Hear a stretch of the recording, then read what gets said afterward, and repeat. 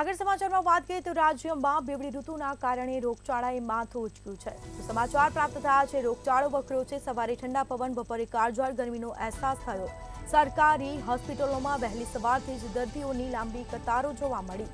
ખાનગી હોસ્પિટલમાં પણ દર્દીઓનો ઘસારો જોવા મળ્યો છે. તો લોકોને શરદી, તાવ અને ખાંસીની ફરિયાદો, વાયરલ ઇન્ફેક્શનના કેસોમાં મોટો વધારો નોંધાયો છે.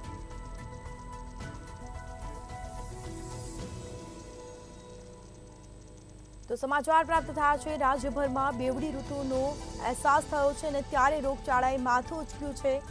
સવારે ઠંડા પવન, બપોરે કાળઝાળ ગરમીનો અહેસાસ થયો છે અને સરકારી હોસ્પિટલમાં વહેલી સવારથી જ દર્દીઓની લાંબી કતારો જોવા મળી. રોગચાળાએ માથું ઉંચક્યું છે. બેવડી ઋતુના કારણે આ અસર થઈ છે. વાયરલ ઇન્ફેક્શનના કેસમાં વધારો નોંધાયો છે. તો લોકોને શરદી, તાવ અને ખાંસીની ફરિયાદો જોવા મળી. ખાનગી હોસ્પિટલમાં પણ દર્દીઓનો ઘસારો જોવા મળ્યો છે. સરકારી હોસ્પિટલમાં વહેલી સવારથી જ દર્દીઓની લાંબી કતારો જોવા મળી છે.